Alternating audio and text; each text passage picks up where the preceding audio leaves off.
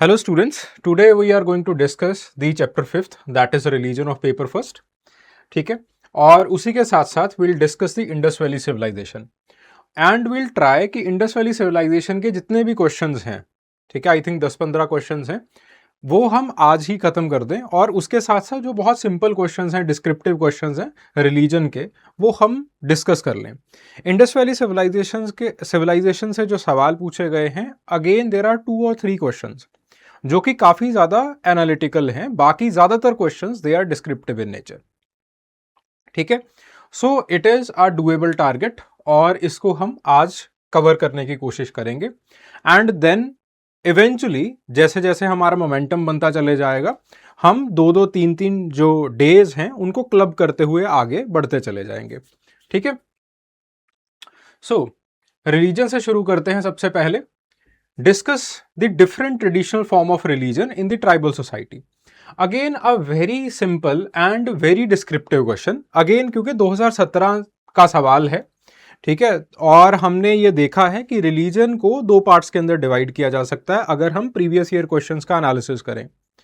एक सवाल है जो कि 2025 से लेके 2017 तक या फिर 2024 से लेके 2017 तक पूछे गए हैं, दे आर हाईली एनालिटिकल।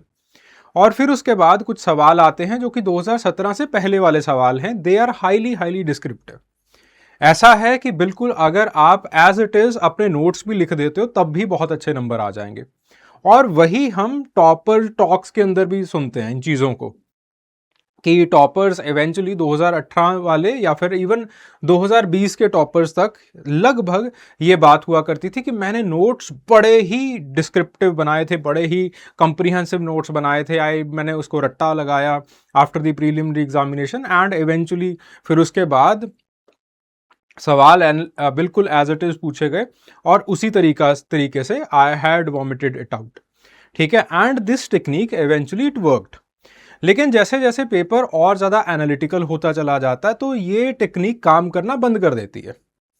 ठीक है, तो इवेंचुअली हम यही रिलीजन चैप्टर के अंदर भी देखते हैं और यही तकरीबन हमें इंडस वैली सिविलाइजेशन के सवालों के अंदर भी देखने को मिलता है।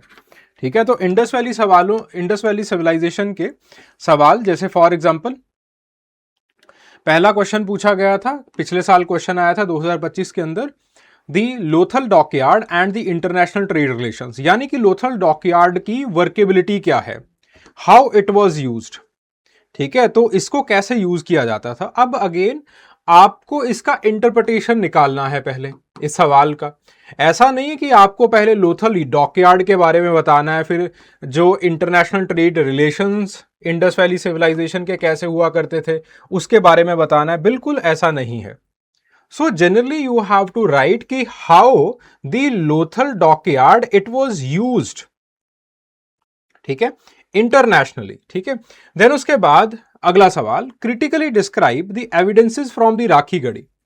ठीक है, क्रिटिकली डिस्क्राइब का मतलब क्या है कि आपको उन एविडेंसेस के जो क्रिटिकल वर्किंग है उसके बारे में बातचीत करनी है, that what does this evidence signifies. अगर वहां पे आपके पास एक सिटाडेल और एक लोअर एरिया मिला है तो व्हाट डज इट सिग्निफाई। अगर वहां पे आपको 2 तरह की कब्रें मिली हैं तो व्हाट डज इट सिग्निफाई। अगर वहां पे आपको आर्यन डीएनए या फिर स्टेपी डीएनए नहीं मिला है, व्हाट डज इट सिग्निफाई। और अलग अलग लोगों के क्या क्या इंटरप्रिटेशन हैं इसके अंदर और इसका क्या लिंकेज है, या फिर आप कैसे जानते हो that the Rakhigarhi site it was linked with the Harappan civilization. ठीक है, तो इसके अंदर आपको यह बताना है कि कैसे राखीगढ़ी के अंदर over the period of time तीनों तरह के जो अर्ली हड़प्पन है, मैच्योर हड़प्पन है और जो लेट हड़प्पन सिविलाइजेशन है उसके एविडेंसेस पाए गए हैं और वो एविडेंसेस क्या हमें डिस्क्राइब करते हैं, तो इसके बारे में हमें बातचीत यहां पे करनी है। देन इंडस वैली सिविलाइजेशन और the Indus valley was the first settlement of the big civilization और इसके ऊपर आपको क्रिटिकली कमेंट करना है। ठीक है, तो आपके पास इंडस वैली सिविलाइजेशन यानी कि जो सिंधु घाटी के आसपास जो आपको सिटीज मिली हैं वो एक छोटा सा पार्ट था, it was just a tip of iceberg. लेकिन जो एक सिविलाइजेशन है वो बहुत बड़ी फैली हुई थी, बिल्कुल सही बात है। जो आपके पास सिविलाइजेशन है वो तो अफगानिस्तान से लेके हरियाणा तक और नीचे जो है वो आपके पास महाराष्ट्र तक और ऊपर कश्मीर तक फैली हुई थी। लेकिन क्या ये सारी की सारी सिंधु नदी के आसपास है? नहीं, बिल्कुल भी ऐसा नहीं है।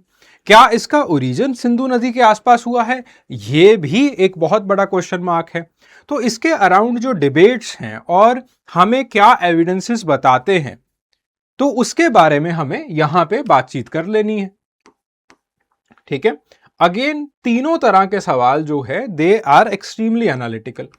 फिर उसके बाद अगले सवाल पूछे जाते हैं, describe briefly the proto history of Gujarat, और इसका क्या सिग्निफिकेंस रहा है इंटरनेशनल ट्रेड के अंदर। तो गुजरात के अंदर कैसे आपके पास जो है वो बीड मेकिंग साइट्स हुआ करती थी, पॉटरी साइट्स कैसे हुआ करती थी, फिर उसके बाद डॉकयार्ड कैसे थे, एंड देन उसी के साथ साथ जो स्टोरेज एरियाज थे, पूरा का पूरा जो गुजरात का प्रोटो हिस्ट्री का इकोसिस्टम है उसके बारे में आपको बातचीत करनी है। और इसी के साथ साथ आप ये भी बता सकते हैं कि गुजरात के अंदर कैसे पहले पत्तन जैसी एग्रीकल्चरल साइट्स मिलती हैं एंड देन फिर उसके बाद उसी से एक बहुत ही कम्युनल तरीके से डेवलपमेंट होता है। ठीक है, तो आपके पास अगेन किस तरीके से धीरे धीरे डॉकयार्ड्स बनने स्टार्ट हो जाते हैं। ओके, उनकी सर्वाइवेबिलिटी कैसे रहती है इतने ज्यादा एरिड एरिया के अंदर, तो इन सारी चीजों के बारे में आपको बातचीत करनी है। देन हड़प्पन सील्स, अब यहां पे हड़प्पन सील का ऐसा नहीं है कि आपको चित्रकारी कर देनी है कि भाई ऐसे ऐसे हड़प्पन सील्स दिखाई देते थे, यहां पे मिले हैं, बल्कि हड़प्पन सील्स का इंटरप्रिटेशन आपको बताना है और उसी के साथ साथ आपको जो सिग्निफिकेंस है वो बताना पड़ेगा। देन उसके बाद critically discuss the origin of the Indus valley civilization, यानी कि आपको ओरिजिन के अराउंड चीजों को घुमाना है कि इंडस वैली सिविलाइजेशन का ओरिजिन कैसे हुआ है over the period of time, how the things have originated in the Indus Valley civilization. अब इसके around there are quite many theories. Majorly आपके पास जो है वो तीन तरह की थ्योरीज आ जाती हैं अगर आप स्कूल ऑफ थॉट्स की बात करो तो। एक आती है इंडिजिनस थ्योरी, दूसरा कहती है डिफ्यूजन की थ्योरी है, देन उसके बाद जो तीसरी आती है that is the hybridization theory. और अलग अलग थ्योरीज जैसे इंडिजिनस डेवलपमेंट की थ्योरी है, घोष साहब की थ्योरी है। ठीक है, उसी के साथ साथ आपके पास और कुछ प्रोफेसर्स की थ्योरीज आती हैं, वो they are into this particular school of thought. Diffusion की थ्योरी प्रोफेसर रुक की थ्योरी, या फिर आर्कोलॉजिकल सर्वे की जो स्टार्टिंग की थ्योरीज हैं वो सारी की सारी यहां पे आ जाएंगी। एंड देन फिर उसके बाद जो हाइब्रिडाइजेशन की थ्योरीज हैं जो कि मॉडर्न थ्योरीज हैं। ठीक है, so these are the different theories of the origin of the Indus valley civilization. जैसे जैसे हम क्वेश्चन के पास चले जाएंगे वैसे वैसे ये चीजें और समझ में आती चली जाएंगी। फिर उसके बाद सोसाइटी कैसी थी इंडस वैली सिविलाइजेशन की। ठीक है, फिर उसके बाद जनरली अगेन 2019 आ चुका है, तो 2019 के बाद आप देखेंगे कि आपसे जनरली जो डिस्क्रिप्टिव क्वेश्चंस हैं वो पूछे चले जाएंगे। Describe the various aspects of trade and religion, describe और discuss the significance of Harappan civilization, describe what is known of the Harappan religion, उसके बारे में आपको क्या पता है। ठीक है, तो अगेन आप वही चीजें, वही सेम इन्फ्रेंस या फिर वही सेम पैटर्न आप इंडस वैली सिविलाइजेशन के टॉपिक के अंदर भी देखते हैं। ठीक है, so these are the previous year questions of the Indus valley civilisation.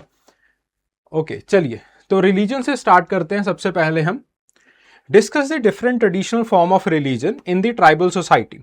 20 marks के अंदर यह सवाल पूछा गया। अब यहां पे एक अप्रोच हमें यह कहती है कि सिंपली अलग अलग रिलीजन्स को हम डिस्कस कर लेते हैं। एनिमिज्म क्या होता है, एनिमेटिज्म क्या होता है, नेचर वर्शिप क्या होती है, टोटमिज्म क्या होता है, उन चीजों के बारे में बातें करें, बताएं और आगे बढ़ते चले जाएं। लेकिन जो दूसरी अप्रोच है जिसके अगेन मेरे हिसाब से अभी दरकार है, जो आपको अभी जरूरत है, वो ये है कि कैसे ये अलग अलग रिलीजन एक दूसरे से डिफरेंशिएटेड हैं और किस तरीके से ये अलग अलग रिलीजन जो है वो अपने अपने एनवायरनमेंट के साथ सस्टेनेबली कोरिलेट करते हैं। तो उस चीज के बारे में या फिर उस मुद्दे के बारे में हमें बातचीत करनी है। ठीक है, तो उसी तरीके से हमने इंट्रोडक्शन किया that the tribal religions they are place based, oral and they are tied to the survival needs. ठीक है, यानी कि आपके पास इंसान की जरूरतों को बनाते हुए आप अलग अलग रिलीजन्स को बनाते हो। ज्यादातर ये ओरल होते हैं, यानी कि आपके पास जो रिटन रिकॉर्ड्स हैं वो नहीं होते हैं, because the written records they are very less. तो इसलिए इनका बहुत बार जो मिस इंटरप्रिटेशन है वो किया जाता है। जैसे बहुत बार एनिमिज्म का मिस इंटरप्रिटेशन किया गया है, जैसे एनिमिज्म को मनाया जाता है या फिर जैसे एनिमिज्म के बिलीफ्स हैं वैसे उसके बिलीफ सिस्टम्स को नहीं लिखा गया है। And they are all place based, यानी कि आपके पास स्पेस टू स्पेस ये जो रिलीजन्स हैं वो डिफरेंशिएट होते चले जाएंगे। ओके, ज्यादातर एज एन एंथ्रोपोलॉजिकल उसको डिफरेंशिएट करने के लिए, पढ़ने के लिए हमने 5 ट्रेडिशनल फॉर्म ऑफ रिलीजन को डिस्क्राइब करना है। हर एक रिलीजन के अंदर जो कॉमन फीचर्स हैं, ओरल ट्रांसमिशन होता है, बच्चों को कहानियों के जरिए, मिथोलॉजी के जरिए उसके बारे में बताया जाता है। उसी के साथ साथ सेक्रेड ज्योग्राफी होती है, कोई देवी देवता, उसकी एक पर्टिकुलर जगह होगी, and then there are ritualistic experts और the ritualistic specialist like shamans, medicine man, etcetera etcetera. ठीक है, अब अलग अलग ट्राइबल रिलीजन्स कौन से हैं? एनिमिज्म, जिसको टायलर डिफाइन करते हैं that it is the belief in the spirits and all things. ठीक है, कि आप आत्माओं की पूजा या फिर आत्माओं के अंदर बिलीव करना शुरू कर देते हो। देन उसके बाद बात आती है animatism. Animatism according to R Marett, animatism it is the impersonal force और it is the worship of the impersonal force. Now what is that impersonal force और इसकी वर्शिप कैसे की जाती है? जैसे फॉर एग्जाम्पल मेरे दिमाग में यह बात आई कि भगवान जो है वो बिल्कुल इम्पर्सनल है। ठीक है, वो एक फोर्स की तरह है। ठीक है, वो बहुत दयालु भी है। तो इस तरीके से मेरे दिमाग के अंदर दीज आर द आइडियाज, उन आइडियाज को मैंने क्रिएट कर दिया। मैंने उसकी मूर्ति बना दी या फिर मैंने किसी भी तरीके से उसकी पूजा करने की एक योजना बना ली। That is known as animatism. Animism is basically soul worship. Soul worship के अंदर क्या है कि हम प्रॉपरली ये बात को मान लेते हैं कि जो सोल्स हैं वो एक बॉडी के अंदर आ सकती हैं और जिस बॉडी के अंदर वो चीजें आ गई उस बॉडी को वो कैप्चर कर लेंगी and that particular body it will become sacred. This is the common thesis of the soul worship. लेकिन एनिमेटिज्म के अंदर क्या होता है? भगवान को एक फोर्स की तरह देखा जाता है, इम्पर्सनल फोर्स, जो जिसका लगाव किसी एक चीज के साथ नहीं हो सकता। तो जब भगवान को एक इम्पर्सनल फोर्स की तरह देखा जाता है तो धीरे धीरे धीरे धीरे उसको एनिमेट किया जाता है, क्योंकि अब उसकी पूजा भी करनी है। एनिमेट कैसे किया जाएगा? कोई मूर्ति बना ली, कोई चित्र बना लिया, कुछ आपने एब्स्ट्रैक्ट आर्ट बना लिया, कुछ भी कर लिया आपने। With the help of that, you are going to again animate that impersonal force और उसी एनिमेशन से ये शब्द आता है एनिमेटिज्म। ठीक है, देन उसके बाद नेचरिज्म। नेचरिज्म का मतलब क्या है? That you will start to worship the nature itself. आप नेचर को एज इट इज वर्शिप करना शुरू कर देते हो। Then fetishism, you have the power in the objects. ठीक है, फेटिशिज्म का मतलब क्या है? जैसे तावीज हो गया या फिर कोई आपने जो है मार्केट के अंदर ऑब्जेक्ट खरीद लिया, आपको ऐसा है this particular object will bought me और will bring me luck. Then उसके बाद बात आती है टोटमिज्म। टोटमिज्म का मतलब क्या होता है कि जब एक पर्टिकुलर क्लैन एक पर्टिकुलर चीज को पूजना शुरू कर देती है। वो चीज नेचुरल भी हो सकती है, मैन मेड भी हो सकती है, ज्यादातर वो चीजें नेचुरल ही होती हैं। ठीक है, so that is known as totemism. तो अलग अलग इसके एग्जाम्पल्स हैं, जैसे फॉर एग्जाम्पल सेक्रेड ग्रूव्स हो गए। ठीक है, अब सेक्रेड ग्रूव्स के अंदर हम जनरली ये मानते हैं दैट देयर आर स्पिरिट्स जो कि उसके अंदर वास करती हैं। ठीक है। देन उसके बाद एनिमेटिज्म। एनिमेटिज्म के अंदर जो एग्जाम्पल आता है दैट इज ऑफ माना। ठीक है, मजूमदार साहब ने अगेन ओरन्स के अंदर और बाकी और ट्राइब्स के अंदर काम किया था, वहां पे वो माना का कंसेप्ट लेके आते हैं। एस.सी. रॉय ने अगेन ओरन्स को समझने की कोशिश की तो वो भी माना के कंसेप्ट को बताते हैं, दिखाते हैं। फिर उसके बाद सरना। सरना इज बेसिकली कि हमने जो ट्राइबल रिलीजन्स हैं उसका एक पर्टिकुलर कोडिफाइड फॉर्म बना लिया। देन उसके बाद एमुलेट्स। तो सरना के अंदर अगेन नेचरिज्म की बात है। उन्होंने फॉरेस्ट को अगेन सेक्रेड की तरह लिखा हुआ है, सेक्रेड और सेक्रेड प्लेसेस की तरह लिखा हुआ है। और उसके बाद बात आती है फेटिशिज्म की।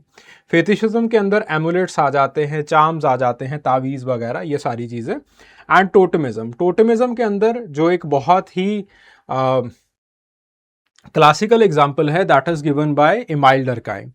और एमाइल डर्काइम ने अरुंटा ट्राइब के अंदर अगेन टोटम की बात की है कि वो लोग एक पर्टिकुलर ऑब्जेक्ट को सेक्रेड मानना शुरू कर देते हैं and after a period of time वो लोग गैदर करते हैं उस सेक्रेड ऑब्जेक्ट के around and this creates the solidarity, खास करके mechanical solidarity in those people, जिसकी वजह से कि वो ट्राइब एकजुट रहती है।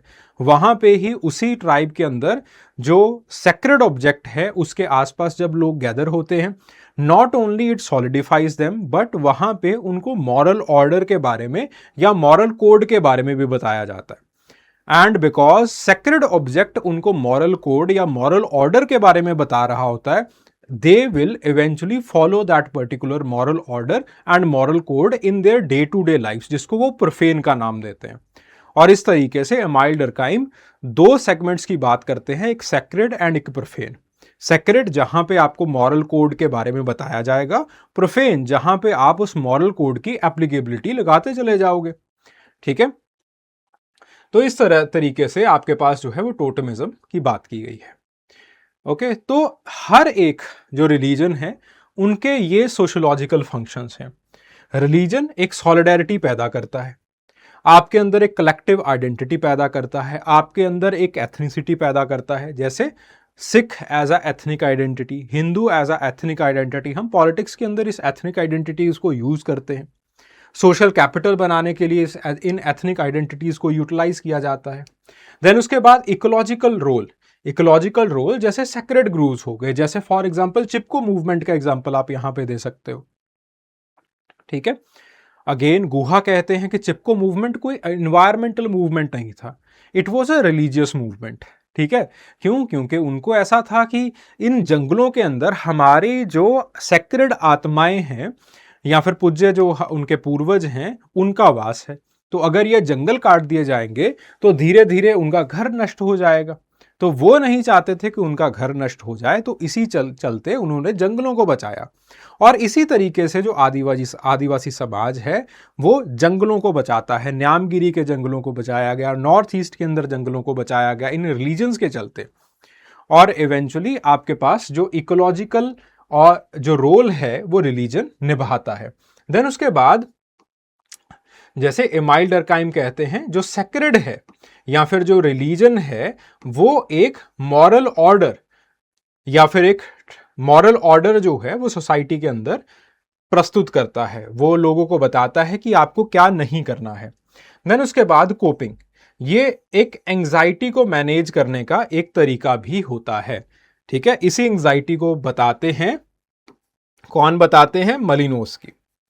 तो मलिनोस्की अगेन ट्रोब्रियन आइलैंडर्स के अंदर ही writes about this particular anxiety, और उन्होंने साफ साफ इस चीज के बारे में लिखा है कि किस तरीके से Trobriand islanders over the period of time magic और उसी के साथ साथ रिलीजियस सेरेमनीज करते हैं, लंबी चौड़ी रिलीजियस सेरेमनीज करते हैं क्रॉपिंग से पहले और कोलारिंग के पहले, ताकि ये लोगों के अंदर की जो एंजाइटी है वो दूर हो सके with the help of the magic as well as religion. Okay, तो आजकल क्या क्या ट्रांसफॉर्मेशंस आ रहे हैं स्टेट मार्केट, इन सारी चीज़ों की वजह से धीरे धीरे आइडेंटिटी पॉलिटिक्स बढ़ रही है, जो कि अगेन रिलीजन को रादर देन दी बिलीफ सिस्टम ये एक एथनिसिटी की तरीके से अभी पोर्ट्रे करना हमने शुरू कर दिया है। उसी के साथ साथ देयर आर मल्टीपल रिलीजन्स, जिसकी वजह से सिंक्रेटिज्म जो है वो पैदा हुआ है। देन उसके बाद जो रिचुअल्स हैं उनको रीवर्क किया जा रहा है। जो आपके पास रिचुअल्स हैं पहले जो हफ्ते हफ्ते के हुआ करते थे, अभी वो कुछ मिनटों के या फिर कुछ घंटों के हो चुके हैं। ठीक है, so these are the different form of religion और the different form of the tribal religion. और इस चार्ट के जरिए हमने तकरीबन हर एक चीज को, हर एक निटी-ग्रिटी को यहां पे समझा दिया है। ओके, और उन्हीं चीजों को हमने नीचे लिखा है। यहां पे कुछ मैंने कंटेम्परेरी रीडिंग्स भी लिखी हैं, जैसे फॉर एग्जांपल बर डेविड की रीडिंग है और फिलिप की रीडिंग है कि आपके पास एनिमिज्म को बहुत बार एक प्रिमिटिव एरर की तरह लिखा गया है, बट ये कोई प्रिमिटिव एरर नहीं होता है, it is very rational choice. और अभी आपके पास एक नई लहर आई है जिसको हम न्यू एनिमिज्म भी कहते हैं। ठीक है, फिर उसके बाद देयर आर केस स्टडीज। मैंने 2 केस स्टडीज लिखी हैं, सॉरी मैंने ये एक केस स्टडी लिखी है, एक कंटेम्परेरी क्या चेंज आ रहा है उसके बारे में लिखा है। तो सेक्रेड ग्रूव्स और सरना के बारे में हमने यहाँ पे लिखा है कि सरना ट्रेडिशन अगेन आपके पास झारखंड के अंदर फॉलो किया जा रहा है, जिसके अंदर एनिमिज्म और नेचरिज्म को, दोनों चीज़ों को फ्यूज किया गया है। और अगेन आपके पास जो है वो साल ग्रूव्स को बनाया गया है। तो इन चीज़ों के बारे में यहाँ पे हमें लिखा है। देन उसके बाद what are the contemporary change, और what is the contemporary change क्या आया है। ठीक है, तो वही इंडियन सिंक्रेटिज्म के बारे में, इन सारी चीजों के बारे में हमने लिखा है। Okay, then the next question, differentiate between the science and magic. Okay, तो दोनों, अब यहां पे again I have deliberately try to avoid the name of Frazer in the introduction itself. इसके पीछे जो मेरा थॉट प्रोसेस था वो ये था कि अगर जेम्स फ्रेजर का नाम इंट्रोडक्शन के अंदर लिख दिया जाएगा तो बेसिकली क्वेश्चन बड़ा ही वन साइडेड हो जाता है। So rather than writing the name of James Fraser, मैंने नीचे जो है वो फ्रेजर और मलिनोस्की और आपके पास जो इवन पिक्चर्ड है, इन सबको हमने नीचे लिख दिया है स्कॉलरली ऑब्जर्वेशंस के अंदर। ठीक है, ऊपर मैंने पूरा का पूरा जो माजरा है वो सारा का सारा एक कंसेप्ट को समझाने के लिए बड़े सिंपल तरीके से उसके लिए हमने रखा है। तो साइंस और मैजिक के अंदर 6 अलग अलग एक्सेस हैं। पहला है एफिकेसी का, साइंस इज एम्पिरिकली टेस्टेड और मैजिक ज्यादातर रिचुअलिस्टिक बिलीफ के लिए होता है। फिर उसके बाद वेरिफिकेशन, साइंस को प्रॉपरली रेप्लिकेट किया जा सकता है, रिप्रोड्यूस किया जा सकता है। अगर रिजल्ट्स वैसे नहीं आए हैं तो रिजल्ट्स को फॉल्सिफाई कर दिया जाता है। अगर मैजिक के अंदर किसी भी तरह का फेल्यूर होता है तो इसका मतलब क्या है कि जो रिचुअल्स हैं वो गलत प्रस्तुत हुए हैं। तो अगर फॉल्सिबिलिटी साइंस के अंदर आती है या फिर आपके पास फॉल्सिबिलिटी मैजिक के अंदर आती है, तो दोनों के अंदर यह कहा जाता है कि जो स्पेशलिस्ट हैं, साइंस के अंदर कौन स्पेशलिस्ट है? साइंटिस्ट। मैजिक के अंदर कौन स्पेशलिस्ट होता है? सॉर्सरर। तो उसकी जो एक स्किल है उसके ऊपर एक सवालिया निशान आ जाता है। तो दोनों के अंदर किसकी रिस्पॉन्सिबिलिटी है वो आधारित रहती है। रिलीजन के अंदर यह आधार नहीं बनता है। देन उसके बाद बात आती है कॉजेलिटी की। साइंस के अंदर नेचुरल कॉजल लॉज को फॉलो किया जाता है। मैजिक के अंदर ज्यादातर जो आपके पास ये तो लॉ हैं, सिंपैथेटिक मैजिक या कंटेगियस मैजिक या फिर आपके पास होम्योपैथिक मैजिक, उसको those laws they are followed. Then उसके बाद जो मेथड है साइंस के अंदर, that is more of the experiment. जो मेथड है मैजिक के अंदर, it is more of the spells, rites, taboos. जो स्कोप रहता है साइंस के अंदर, it is the universal claim. जो स्कोप रहता है मैजिक के अंदर, it is more culturally bounded, यानी कि आपके पास जो मैजिक है उसके लॉज, उसको करने का तरीका, उसके रिचुअलिस्टिक स्पेशलिस्ट, वो कल्चर बाय कल्चर अलग अलग होते चले जाएंगे। देन उसके बाद बात आती है एरर की। जो मैजिक है वो वहां पे अगेन अथॉरिटी और ट्रेडिशन को सामने रखा जाता है, और अगर एरर आ जाए तो जो एक सॉर्सरर है उसकी अथॉरिटी या फिर उसकी स्किल के ऊपर एक सवालिया निशान रख दिया जाता है। यहां पे भी सवालिया निशान आ जाता है, लेकिन फिर उसके बाद देयर इज सेल्फ करेक्टिंग कि धीरे धीरे धीरे धीरे और जो लॉज के अंदर जो नुआंसेस हैं कोई और इंसान आके उसको फाइंड आउट करना शुरू कर देता है। ठीक है, so these are the key differences. Okay, उसी के साथ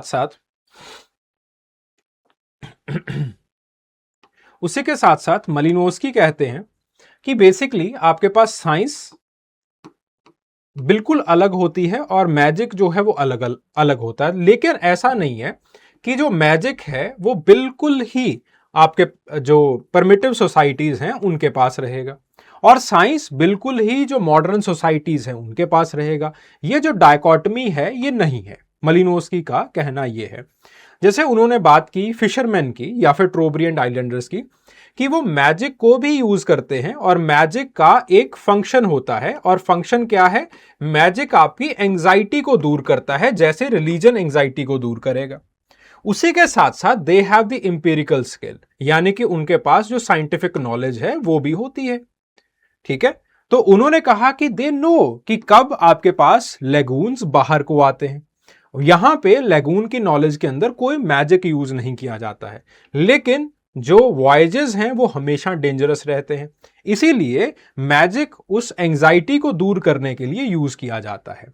ठीक है, तो मैजिक का मतलब ये नहीं है that they are in ignorance और दे आर प्रिमिटिव, ऐसा बिल्कुल भी मतलब नहीं होता है। फिर उसके बाद इवन पिक्चर्स वो कहते हैं कि अगेन उन्होंने विच क्राफ्ट के ऊपर अपना फोकस शिफ्ट किया है कि विच क्राफ्ट अक्सर समाज के अंदर पैदा हुई अनसर्टेनिटी को समझाने के लिए यूज किया जाता है। जैसे for example when A granary collapsed and it killed a man, इसको साफ साफ शब्दों के अंदर these are the words of even pictures. Azande they knew the physical cause, ठीक है, कि टर्माइट्स ने धीरे धीरे ग्रेनरी को पूरी तरीके से इरोड कर दिया, लेकिन उसी के साथ साथ विचक्राफ्ट ने एक और चीज को आंसर किया, why did it collapse at that exact moment, जब वो इंसान ग्रेनरी के नीचे था। समझ में आ रही है बात? उनको ये तो पता है कि ग्रेनरी ने इवेंचुअली कोलैप्स कर जाना था, लेकिन तभी कोलैप्स उसके सर के ऊपर क्यों कोलैप्स करी, वही क्यों मरा? तो उसका जवाब आता है कि किसी ने कुछ करा दिया होगा। ठीक है, तो आपके पास जो एक मॉरल कॉजेशन का आंसर है वो with the help of witchcraft address किया जाता है।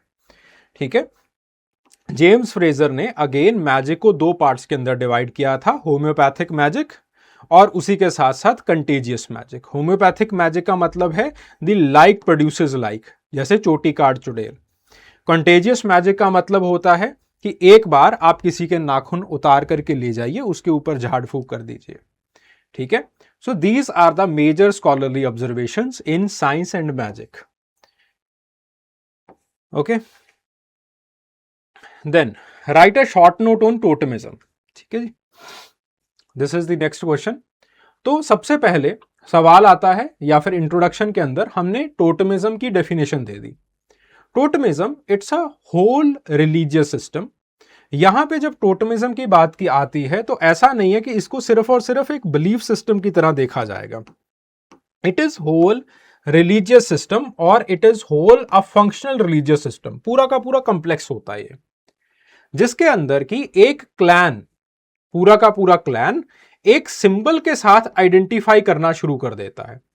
उस सिंबल की पूजा करने के लिए after a period of time वो गैदर होता रहता है।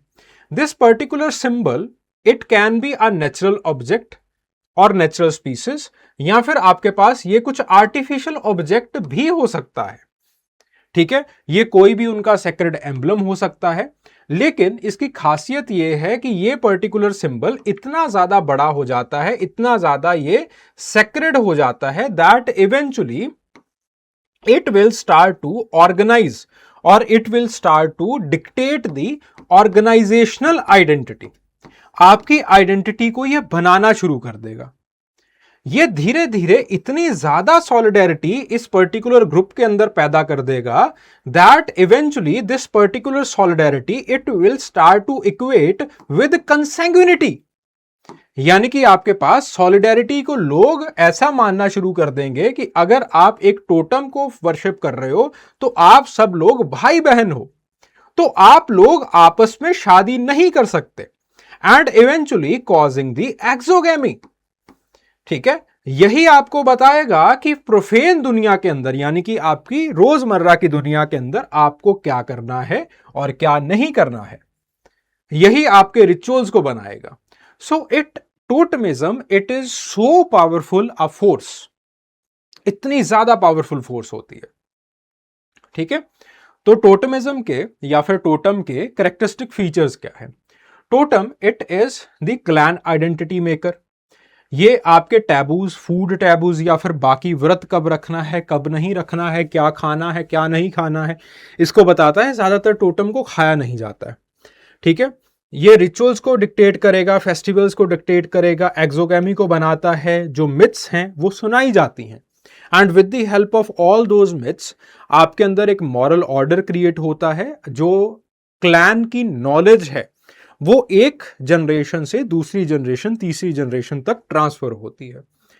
अब इसको समझाने के लिए अलग अलग अलग अलग थ्योरेटिकल लेंस हैं। पहला थ्योरेटिकल लेंस आता है इमाइल डर्कहाइम का। इमाइल डर्कहाइम का एक स्टेटमेंट बड़ा फेमस है।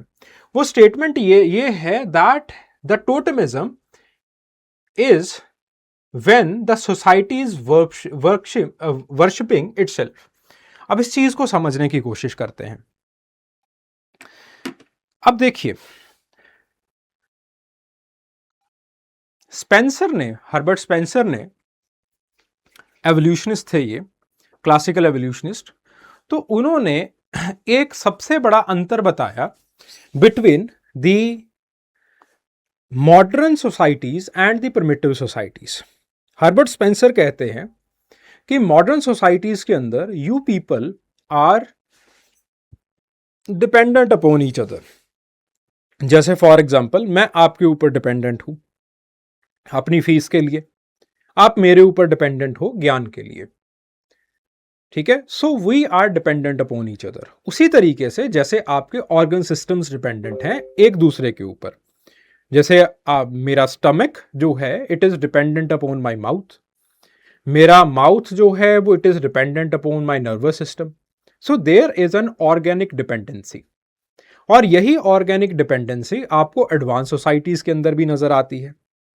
और जैसे जैसे आप पिछली सोसाइटीज को देखते हो, प्रिमिटिव सोसाइटीज या सिंपल सोसाइटीज को देखते हो, तो हर्बर्ट स्पेंसर ने कहा कि वहां पे एक फैमिली यूनिट को दूसरी फैमिली यूनिट की जरूरत नहीं है।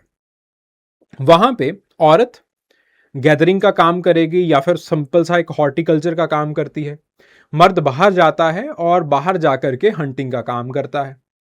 अगर वो कल को अपने नेबर से बिछड़ भी जाएं तो उनको कोई इकोनॉमिकल या फिर उनकी डिपेंडेंसी नहीं है उसके ऊपर, लेकिन फिर भी सोसाइटी को आपने एकत्रित करके रखना है। तो यहीं पे इमाइल डर्कहाइम आते हैं। इमाइल डर्कहाइम कहते हैं कि सोसाइटी को आपस में एकत्रित करना बड़ा जरूरी था। क्यों जरूरी था? क्योंकि कल को अगर अकाल पड़ जाए, कल को अगर शेर आ जाए, या फिर कल को और कोई डेंजरस सिचुएशन आ जाए, तो eventually that particular cooperation it is very important. लेकिन शेर रोज तो आएगा नहीं, अकाल रोज तो पड़ेगा नहीं, but you have to be equipped for that. तो उसके लिए बड़ा इंपॉर्टेंट था रिलीजन। तो रिलीजन को अकॉर्डिंग टू इमाइल डर्कहाइम बनाया गया है, सोसाइटी ने बनाया है रिलीजन को। और रिलीजन को जब सोसाइटी ने बनाया तो रिलीजन के अंदर कुछ मॉरल कोड्स के बारे में बात करी गई। रिलीजन के अंदर एक चिन्ह के बारे में बात की गई, या फिर एक पर्टिकुलर देवी देवता की बात की गई, या फिर एक टोटम की बात की गई कि ये हमारा पिता रूपी है और इसको पूजने के लिए over the period of time हमें एकत्रित होना पड़ेगा। तो इमाइल डर्कहाइम कहते हैं कि totemism is that religion in which the society is working itself. क्योंकि सोसाइटी अपने आप को उस सिंबल के अंदर देखती है, और जब सोसाइटी अपने आप को उस सिंबल के अंदर देखती है और अपनी सॉलिडेरिटी, अपने आप को बचाने के लिए बार बार उसको वर्शिप करती रहती है, this creates the mechanical solidarity in the society. and eventually this particular solidarity or this kind of solidarity, it plays a very important role in the survival of that particular society. ठीक है, तो amyl डर्काइम ने कुछ इस तरीके से totem की बात की। फिर उसके बाद बात आती है फ्रेजर की। फ्रेजर ने बेसिकली ये बात करी दैट अगेन आपके पास जो टोटमिज्म है, it is again a kind of religion जो कि मैजिक के बाद बना था, कि पहले आपके पास जो मैजिकल सेरेमनीज हैं या फिर मैजिक किया जाता था और दो तरीके के मैजिक थे। उसके बाद धीरे धीरे धीरे धीरे लोगों ने यह महसूस किया that they are fairly helpless, उनका मैजिक बिल्कुल काम नहीं आ रहा है। तो eventually they recognise that there is a very larger force जिसके ऊपर उनका कोई बस नहीं चलता। तो उसी लार्जर फोर्स को के आगे एक उनकी एक भावना आई, सरेंडर की भावना, कि मैं अपने आप को समर्पित कर दूं। और इस तरीके से आपके पास जो टोटम का रिलीजन है या फिर टोटमिज्म पैदा हुआ with that particular sense of surrender. ठीक है, and over the period of time उसी सरेंडरिंग सेल्फ से लोग आगे झुकते हैं, टोटम के आगे झुकते हैं, and eventually this particular totem, इसने एक्सोगैमी को प्रपेल किया। ठीक है, तो धीरे धीरे टोटम को ब्लड के साथ लोगों ने रिकॉग्नाइज करना स्टार्ट कर दिया, और आपके पास क्योंकि ब्लड के साथ रिकॉग्नाइज करना स्टार्ट कर दिया और एक ही ब्लड के अंदर तो आप शादी नहीं कर सकते, तो इसीलिए एक्सोगैमी पैदा हो गई। देन उसके बाद बात आती है रेडक्लिफ ब्राउन की। रेडक्लिफ ब्राउन अगेन बहुत अहम मानते हैं टैबूज को। वो कहते हैं कि अगेन टोटमिज्म के अंदर जब वर्शिप की जाती है तो कुछ फूड टैबूज के बारे में या फिर कुछ सोशल टैबूज के बारे में बात की जाती है, and these taboos they are the foundational rules of the society. ठीक है, ये they are the foundational rules of the society, और इवेंचुअली सोसाइटी इन रूल्स को फॉलो करती रहती है। और जब सोसाइटी इन रूल्स को फॉलो करती रहती है तो धीरे धीरे धीरे धीरे धीरे धीरे धीरे धीरे सोसाइटी जो है वो आपके पास आगे बढ़ती है। देन उसके बाद बात आती है लेविस स्ट्रॉस की। ठीक है, तो लेविस स्ट्रॉस अगेन उन्होंने स्ट्रक्चरलिज्म की थ्योरी को बताया है और 4 तरह के टैबूज के बारे में बात की है। ठीक है, तो Levi Strauss not very important, क्योंकि अगेन ये ओरिजिन के बारे में नहीं बताते, rather he explore the different types of totems. ठीक है, in the human societies. Okay, so this is the totemism. तो theoretical perspective,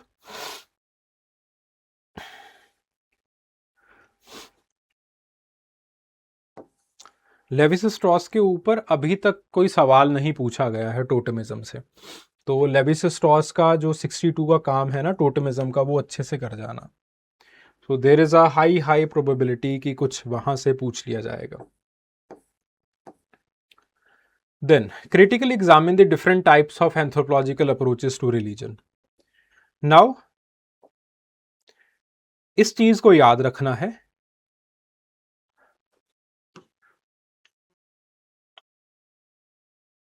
please remember this particular diagram.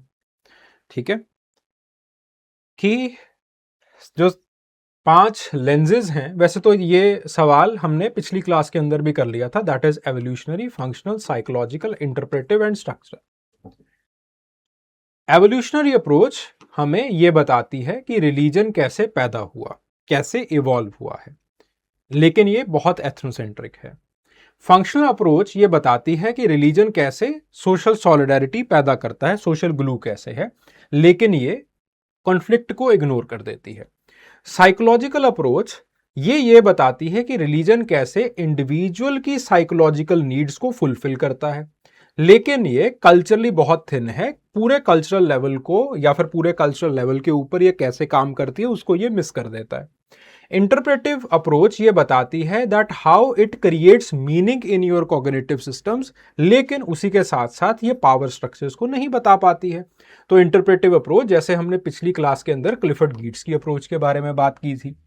Then उसके बाद स्ट्रक्चरल अप्रोच, ये अगेन रिलीजन के स्ट्रक्चर को, जो mythology के स्ट्रक्चर्स हैं या फिर अलग अलग तरह के टोटम किस तरीके से एग्जिस्ट करते हैं, उसके स्ट्रक्चर्स के बारे में बात करेगी।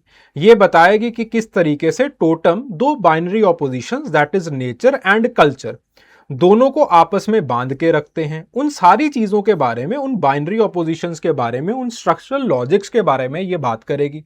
लेकिन ये बहुत ही ज्यादा फॉर्मल है, बहुत ही ज्यादा फॉर्मलिस्ट है। ये ह्यूमन प्रैग्मेटिज्म को बिल्कुल ही इग्नोर कर देती है। ठीक है, okay. So these are the major lenses. Okay, तो इन सारे लेंसेज को हम इवेंचुअली यूज करते हैं और आगे रिलीजन को समझने की कोशिश की जाती है। So this particular question we have already done in the previous class, तो इसको मैं तेजी से आगे थोड़ा सा जो है स्किप कर रहा हूं, और इसके अंदर इसको जरूर पढ़ना। तलाल असद ने किस तरीके से क्लिफर्ड गीट्स को क्रिटिसाइज किया था, कि कैसे क्लिफर्ड गीट्स ने जो कॉलोनियल पावर स्ट्रक्चर्स हैं, जो स्टेट इंस्टीट्यूशंस हैं, इकोनॉमिकल फोर्सेस हैं, उसको बिल्कुल इग्नोर किया था। फिर उसके बाद विक्टर टर्नर किस तरीके से जो एक प्रैग्मेटिज्म का लेंस है वो आपके पास लेके आते हैं, एंड किस तरीके से ये बहुत इंपॉर्टेंटली पोलीवोकैलिटी क्रिएट करते हैं कि रिलीजियस सिंबल्स अगर एक पर्टिकुलर इंसान के लिए एक सिंबल बना रहे हैं तो दूसरे इंसान के लिए ये कुछ और मतलब बनाएंगे। तो इसलिए जो पर्सनलाइजेशन है it is very important.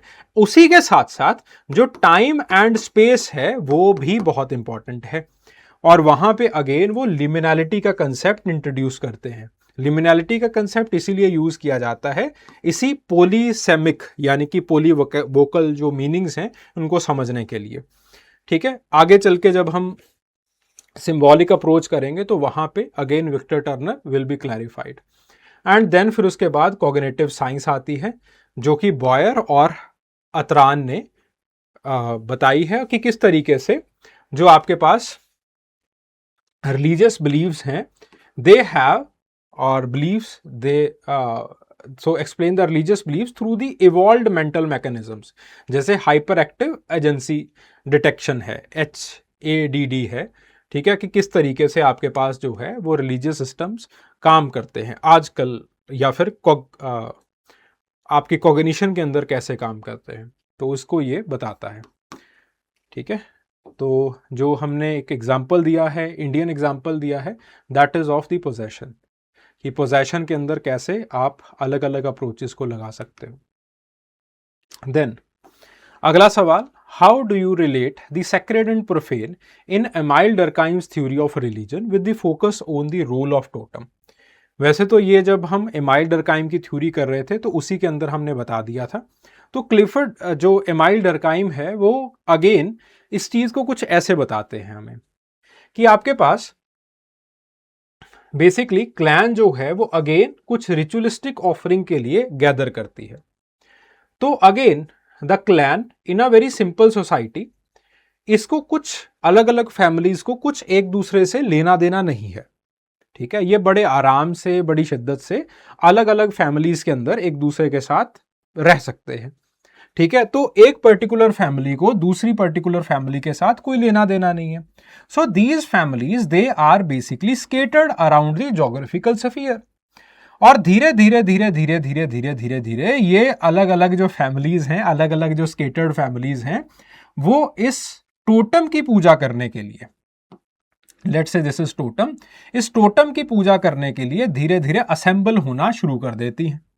And then फिर उसके बाद कुछ समय ये असेंबल्ड रहती हैं। जब कुछ समय ये असेंबल्ड रहती हैं तो एक दूसरे के साथ जान पहचान होनी शुरू हो जाती है। ठीक है, और उसी के साथ साथ, जान पहचान के साथ साथ जो एक फेस्टिवल है या फिर जो रिचुअल्स हैं वो स्टार्ट होते हैं। When the festival or a particular ritual it starts, you start to sing, you start to dance, and this creates the overwhelming emotion. आप एक दूसरे के साथ what is known as happiness, उसको आप धीरे धीरे धीरे धीरे एक्सपीरियंस करना स्टार्ट कर देते हो, और इस तरीके से जो एक इमोशनल ट्रांसेंडेंटनेस है या फिर जो इमोशनल ट्रांसेंडेंस है वो सोसाइटी धीरे धीरे धीरे धीरे एक्सपीरियंस करना स्टार्ट कर देती है। ठीक है, so societies power it is felt as transcendent.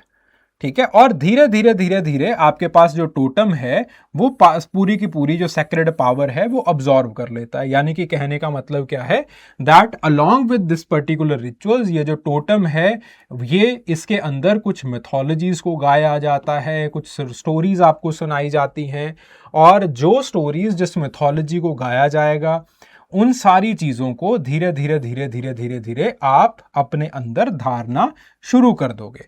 और इस तरीके से जो क्लैन का एम्बलम है जिसको हम टोटम कहते हैं वो एक कलेक्टिव फोर्स का, सॉलिडेरिटी का एक वेसल बन जाता है। ये तो बात है सेक्रेड की कि यहां पे क्या होता है। तो यहां पे आपके पास सबसे इंपॉर्टेंट है आपकी जो एक ऑरा ऑफ फिकलिटी है, ठीक है, जो एक आपका इमोशनल फिकलिटी है और आपका एक जो नजरिया है वो बनता है। आपको मॉरल कोड्स के बारे में बताया जाता है कि कैसे आपको बिहेव करना है, और वही सारी चीजें, वही सारा मॉरल कोड ऑफ कंडक्ट आप धीरे धीरे अपने प्रोफेन के सेगमेंट के अंदर लगाना शुरू कर देते हो। ठीक है, फिर उसके बाद बात यहां पे खत्म नहीं होती। जो आपका प्रोफेन का सेगमेंट है वहां से आपकी दुविधाओं को उठाया जाता है, वहां पे आपकी प्रॉब्लम्स को उठाया जाता है, और इन्हीं प्रॉब्लम्स को अगेन सेक्रेड स्फीयर के अंदर जो है उसकी बात की जाती है, और उसको कैसे आपने हल करना है, मॉरली कैसे देखना है, इन सारी चीजों को अगेन बताया जाएगा। थस आपके पास एक सेक्रेड जो है वो ऑलरेडी, सेक्रेड जो है वो obviously it is different from profane, लेकिन सेक्रेड धीरे धीरे प्रोफेन से सुपीरियर हो जाएगा। आपको ये बताना शुरू कर देगा कि प्रोफेन के अंदर जो आपकी प्रॉब्लम्स आ रही हैं उन सारी प्रॉब्लम्स को आपने कैसे सही करना है। ठीक है, तो आपके पास सेक्रेड जो है it sets apart the forbidden, जो प्रोटेक्टेड टैबूज हैं उन सारी चीज़ों को ये बिल्कुल आपको बताता रहता है। The profane it is generally ordinary, लेकिन सेक्रेड इवेंचुअली आपको जो मॉरल रेगुलेशंस हैं, सॉलिडेरिटी एक दूसरे के साथ रहनी है, प्रोफेन के अंदर आपकी आइडेंटिटी क्या है, आप कैसा, what is the naturalized order, इन सारी चीज़ों के बारे में आपका जो कॉन्साइंस है वो बनाता है। तो इस तरीके से आपके पास जो है वो सेक्रेड एंड प्रोफेन के जरिए सोसाइटी के अंदर मॉरल ऑर्डर और सोसाइटी विट लार्ज जो है वो काम करती रहती है। ओके, तो इन्हीं चीज़ों को हमने यहाँ पे इसकी बात की है।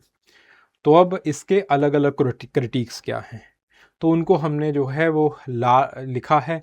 रॉबर्टसन स्मिथ कोई क्रिटिक तो पेश नहीं करते हैं, लेकिन उन्होंने डर्काइम की इस थ्योरी को आगे बढ़ाया है। ठीक है, और अगेन उन्होंने जो कम्युनियन मील है, लंगर्स हैं, उनके बारे में वहाँ पे इस थ्योरी को उन्होंने लगाया है। विक्टर टर्नर इमाइल के इसी कंसेप्ट को, इमाइल डर्काइम के इसी कंसेप्ट को अपनी थ्योरी ऑफ लिमिनैलिटी के अंदर वो यूटिलाइज करते हैं, कमुटास के अंदर यूटिलाइज करते हैं। इसका एक सबसे बड़ा क्रिटिक इवन पिक्चर्ड से आता है कि इमाइल डर्काइम की जो थ्योरी है वो ऑस्ट्रेलियन डेटा या फिर ऑस्ट्रेलियन एबोरिजिनल्स के डेटा के ऊपर बेस्ड है, और इसको हर एक रिलीजन के अंदर नहीं लगाया जा सकता। जैसे फॉर एग्जांपल इसको बुद्धिज्म के अंदर नहीं लगाया जा सकता, जब मेडिटेशंस आप यहाँ पे बैठ के भी कर सकते हो।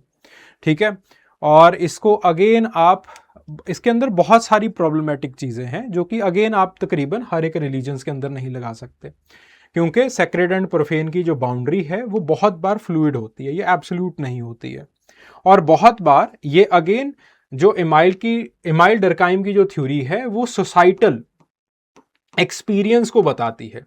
ठीक है, और बहुत लोग ये कहते हैं that this particular societal experience it is again derived from the purity and danger और the theory of purity and danger.